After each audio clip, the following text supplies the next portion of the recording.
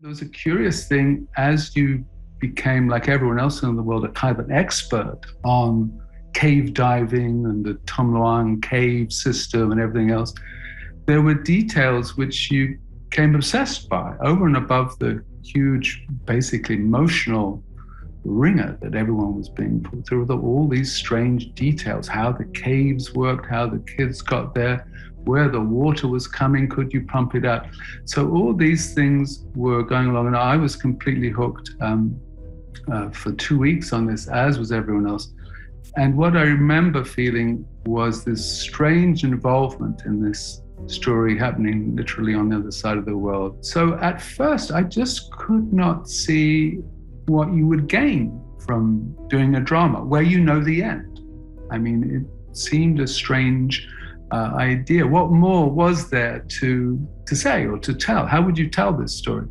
But the more I heard about Rick and John, Jason and Chris, the main divers, and especially when I got to meet them all, I knew that in the story of the events, which everyone in the world now knew, there was this other kind of thing, which to me was like an anti-superhero movie.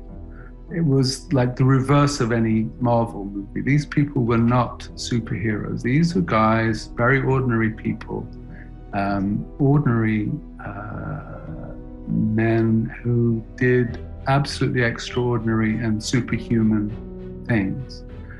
So that, I thought, was a terrific way into what the story of the film, of a drama, could be. When I was starting to write the story and the screenplay that I worked on, the things that seemed to me the most terrifying was that the kids had vanished inside a cave and you did not know where they had gone.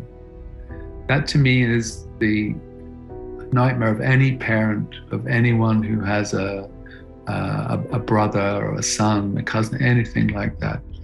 You do not know what has happened to them. And that gap, which was 10 days before they were discovered, that gap is unimaginable to me. Rick is played by Viggo Mortensen, and Rick is an unlikely and rather unique character.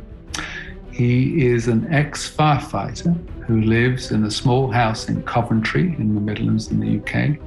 He's a prickly guy, he's dedicated, he's obsessive, he's very unknown, he's unfeted by media or anything. He's a modest man who just happens to be the best cave rescuer in the world. He seems to stand prepared, still and prepared, not nervous, not excited, not gung-ho, but he has that stillness and a burden of destiny which he seems to take on himself.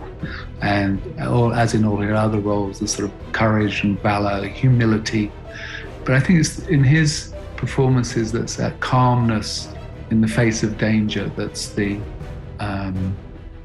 real strength that he would have to portray Rick.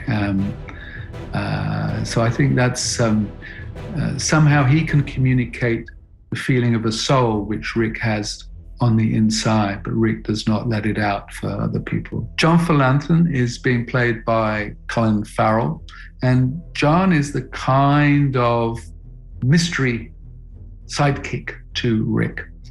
But John is a very ordinary guy. He's an IT specialist, he's a dad, he's a marathon runner, an ordinary guy, but as you see in the movie, not really like you or me. He runs marathons of 150 miles and cave dives 4 or 5 miles into a wet cave. So not exactly like you and me. But he has this very, very wry sense of humor. And that's what I think Colin Farrell really encapsulates. I think for a long while, Colin Farrell was the bad boy, the rebel, the twinkle in his eye, the sarcasm, the cynicism, the jokes.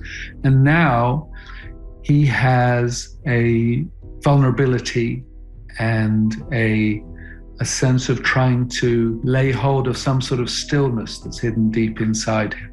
And he may not get to that point, but you can see that struggle in him, both from his personal life that he's discussed a lot, but also as an actor. And I think that's what makes him a perfect fit for John and takes his portrayal of his character to the next level in the movie. Dr. Harry Harris is played by Joel Edgerton, a fantastic actor. And Harry Harris is really, you would call him a kind of unicorn in the world of cave diving. He is an expert, world-class cave diver, but he is also a trained doctor.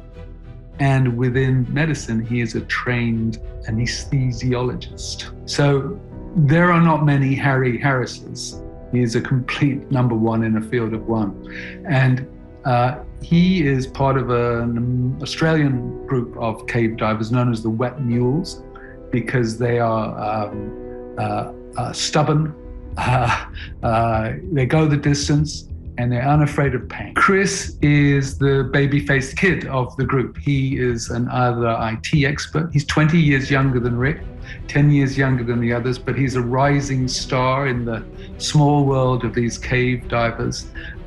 He's led an expedition to a very deep cave in Mexico. He's an expert diver and technician. But although you might not think that to look at him, he has strength and power of endurance, which everyone is in awe of. Jason Mallinson is the opposite of Chris, the kind of Jason Statham lookalike. You know, he's serious, he's intense, he's experienced, he's deadpan. He's been called as chatty as a brick wall. And if you were having a kind of prickly contest with him and Rick, it would be a difficult thing to tell who was most prickly. But he's a veteran diver who's very trusted and who's been involved with cave rescues with Rick. Also, he's a new father. So when he's in the cave, he has this terrific idea of giving the kids paper to write messages to their parents. Hope, belief, faith. Not necessarily religious, but hope, belief, and faith in one's own abilities. The hope, belief, and faith that you can do something good for your fellow human beings, that you can go outside yourself. But I think the main real-life miracle aspect is undoubtedly the coming together of thousands of people united in one purpose. A human drama with an inspirational message, and believing that the impossible can be done and that what seems unachievable can be achieved, no matter the odds. The belief that there is a 1 in a million chance is worth taking. I think, in a word, what I would like audiences to take away from this film is inspiration. Inspiration and a sense of courage and of hope. A feeling that nothing is impossible, especially when all hope has gone. And I think also the importance of searching out answers and not giving up until you find the answer. We're not all going to be cave divers, but we all have things in our lives that seem impossible and weigh down heavily upon us.